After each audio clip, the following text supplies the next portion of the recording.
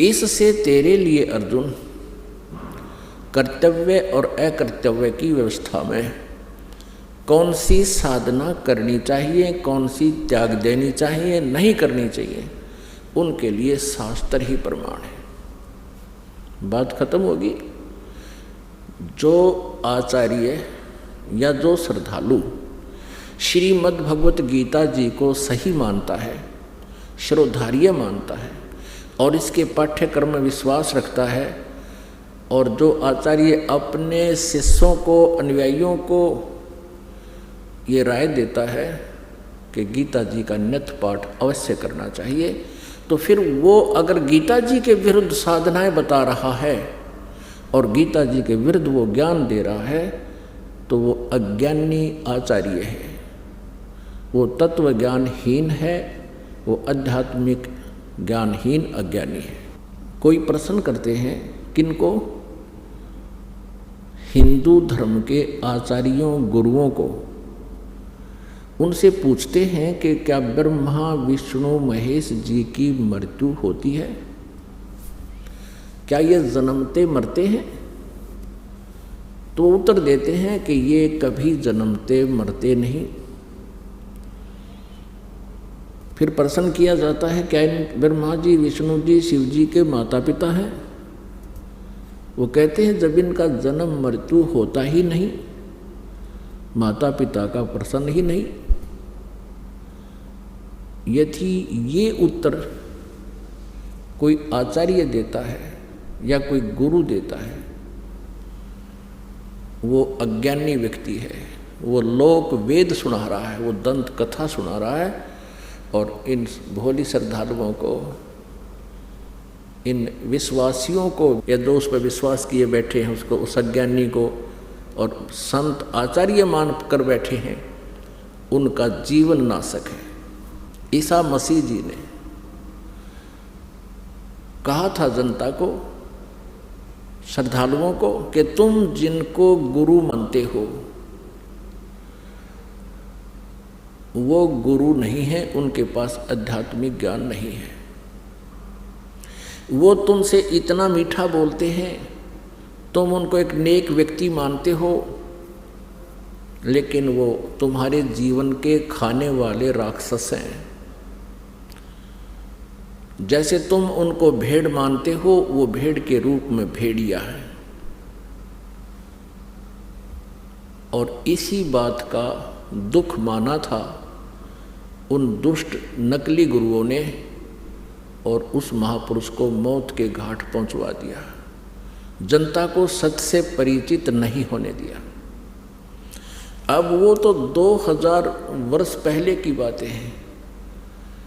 अब समाज शिक्षित है। इन नकलियों की दाल अब गलेगी नहीं। सदग्रंथ हमारे पास हैं, और सदग्रंथों में हम इन तथ्यों को जब देखेंगे, फिर उन नकली गुरुओं को धिक्कार देंगे कि जुबान बंद कर लो, बस बहुत हो लिया तुम्हारा। अभी तक इन श्रद्धालुओं को अपने ही सदग्रंथों की जानकारी नहीं है। किसी भी पवित्र धर्म के श्रद्धालुओं को अपने धर्म के सदग्रंथों की जानकारी नहीं है। वो हमें क्या संदेश दे रहे हैं? उनके गुरुओं ने जो भी लोक वेद सुनाया है, उसको उन्होंने शास्त्र वाला ज्ञान मानकर शिरोधार्य कर रखा है। वो बिल्कुल व्यर्थ है। अब प्रसंग चल रहा है कि ये जो काल कौन है और ब्रह्मा विष्णु महेश की क्या जन्म मृत्यु होती है। अब ब्रह्मा जी, श्री विष्णु जी, श्री शिव जी की जानकारी हमें उनकी जीवनी से हुई है, और इन महापुरुषों की जीवनी कहाँ वर्णित है? पुराणों में। जितने भी पवित्र हिंदू धर्म के आचार्य गुरु हुए हैं, वो यही कहते हैं कि शिव पुराण में ऐसा लिखा है, विष्णु पुराण में ऐसा लिखा है, और ब्रह्मा पुराण में ऐसा लिखा है, श्री देवी पुराण में ऐसा लिखा है, और श्रीमद् भगवत गीता में ऐसा लिखा है, और पवित्र वेदों में ऐसा लिखा है। तो उनके इस वक्तव्य को हमने सच्चा माना, क्योंकि ये संस्कृत जानते हैं, सभी सदग्रंथ संस्कृत में लिपिबद्ध है। तो भोले श्रद्धालुओं ने उन अज्ञानियों के वक्तव्यों को शास्त्र अनुकूल मानकर सिरोधार्य कर रखा है। अब परमेश्वर पूर्ण ब्रह्म कबीर देव जी सारी सृष्टि के रचनहार ने स्वयं आकर के इस काल के जाल का भांडा फोड़ किया है। इसने जो जुल्म अत्याचार हमारे ऊपर कर रखे हैं, उस परमेश्वर ने स्वयं आकर हमें बताया। 600 वर्ष पहले परमेश्वर कबीर देव जी ने यही ज्ञान दिया था जो आज पवित्र पुराणों में, पवित्र वेदों में, पवित्र श्रीमद् भगवद गीता जी में आज वर्णित पाया, उनके अंदर लिखा पाया। और उस समय के ये नकली गुरु आचार्य ये कहा करते थे कबीर जी तो जुलाहा है और शूद्र जाति से संबंध रखता है, इसको किसी ब्राह्मण ने शिक्षा नहीं दी, ये सदग्रंथों के बारे में क्या जाने, ये झूठ बोल रहा है। परमेश्वर 600 वर्ष पहले कहा करते थे कि ब्रह्मा विष्णु महेश जी ये नासवान हैं, इनकी जन्म मृत्यु होती है, ये अविनाशी नहीं है, ये कंप्लीट गॉड नहीं है, ये अखिल ब्रह्मांड के नायक नहीं है, ये पूर्ण परमात्मा नहीं है। और इनकी साधना करने वाले संकटों से मुक्त नहीं हो सकते। तो उस समय इन परमात्मा के सतवचनों का इतना जोर शोर से विरोध किया, उन नकली गुरुओं ने जनता को भ्रमित कर दिया कि वह कबीर जुलाहा झूठा है, हमारे देवी देवताओं के बारे में ऊट पटांग बोलता है, उनका अपमान करता है। और परमेश्वर के पीछे हमें लगा दिया उन दुष्टों ने, हमें भी पाप का भागी बनाया और आप भी घोर पाप के भागी बने। वही ज्ञान जो 600 वर्ष पहले परमेश्वर कबीर देव जी ने बताया था, आज ये दास आपको परमेश्वर के ज्ञान को अपने सदग्रंथों से मेल करके रूबरू करा रहा है।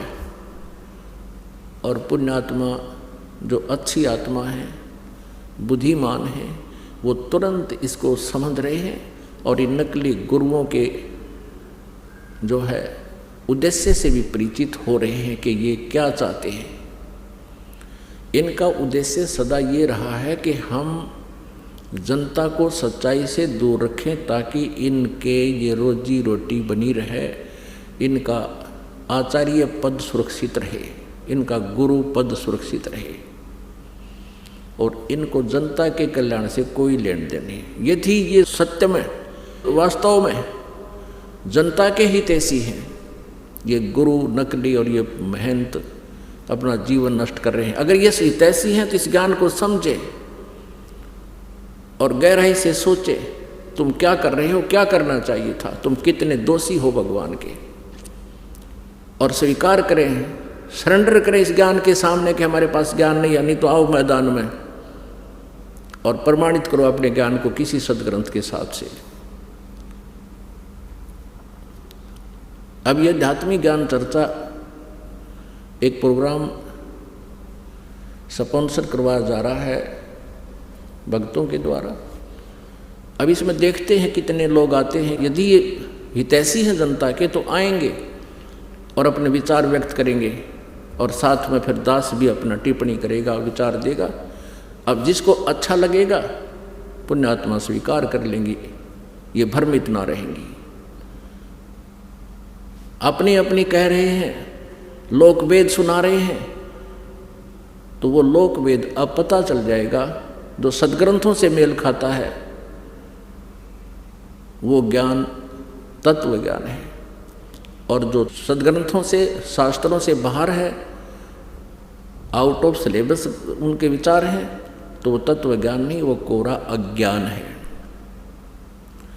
अब आपके समक्ष ये रूबरू करते हैं कि श्री ब्रह्मा जी, श्री विष्णु जी, श्री शिव जी नासवान हैं, इनकी जन्म मृत्यु होती है, इनके माता पिता हैं। ये देखिएगा श्रीमद देवी भागवत, गीता प्रेस गोरखपुर, और ये कहाँ से प्रकाशित है? संपादक हैं हनुमान प्रसाद पोदार, चिमनलाल गोस्वामी, गीता प्रेस गोरखपुर से प्रकाशित है। इसके तीसरे स्कंद में प्रश्न नंबर 123 पर भगवान विष्णु जी स्वयं स्वीकार कर रहे हैं, विष्णु जी कहो तो श्री कृष्ण जी कहो, तुम शुद्ध स्वरूपा हो, यह सारा संसार तुम ही से उद्भासित हो रहा है। अपनी माता दुर्गा की स्तुति करते हुए श्री विष्णु जी बोल रहे हैं, मैं ब्रह्मा और शंकर हम सभी तुम्हारी कृपा से विद्यमान हैं। हमारा आविर्भाव माने जन्म और तिरोभाव माने मृत्यु हुआ करता है। हमारा तो जन्म और मृत्यु होता है, केवल तुम ही नित्य हो, जगत जननी हो, प्रकृति और सनातनी देवी हो। भगवान शंकर बोले, देवी यदि महाभाग विष्णु तुम्ही से प्रकट हुए हैं, यानी तो आपसे जन्म हुआ है, तो उनके बाद उत्पन्न होने वाले ब्रह्मा भी तुम्हारे ही बालक हुए। फिर मैं तमोगुणी लीला करने वाला शंकर क्या तुम्हारी संतान नहीं हुआ? अर्थात मुझे भी उत्पन्न करने वाली, जन्म देने वाली तुम ही हो शिवे। संपूर्ण संसार की सृष्टि करने में तुम बड़ी चतुर हो। इस संसार की सृष्टि, स्थिति और संहार में तुम्हारे गुण सदा समर्थ हैं। उन्हीं तीनों गुणों से उत्पन्न हम, यानी रजगुण ब्रह्मा, सद्गुण विष्णु, तम गुण शिव जी, तीनों गुणों से उत्पन्न हम ब्रह्मा, विष्णु एवं शंकर नियमानुसार कार्य में तत्पर रहते हैं। हम ये तीनों देवता तो जगत का कार्य संभाले रहते हैं और तुम्हारे ही रूप हैं। अपनात्माओं, इस पवित्र श्रीमद देवी भागवत अर्थात शक्ति पुराण ने, दुर्गा पुराण ने 4 कंसेप्ट क्लियर कर दिए इस थोड़े से पवित्र उल्लेख ने। एक तो ये सिद्ध कर दिया कि श्री ब्रह्मा जी, श्री विष्णु जी, श्री शिव जी की जन्म मृत्यु होती है, ये अविनाशी नहीं है। दूसरा ये कंसेप्ट सिद्ध कर दिया कि ये दुर्गा इनकी माता है। दूसरा कंसेप्ट ये क्लियर हो गया कि दुर्गा श्री ब्रह्मा जी, श्री विष्णु जी, श्री शिव जी की जन्मदात्री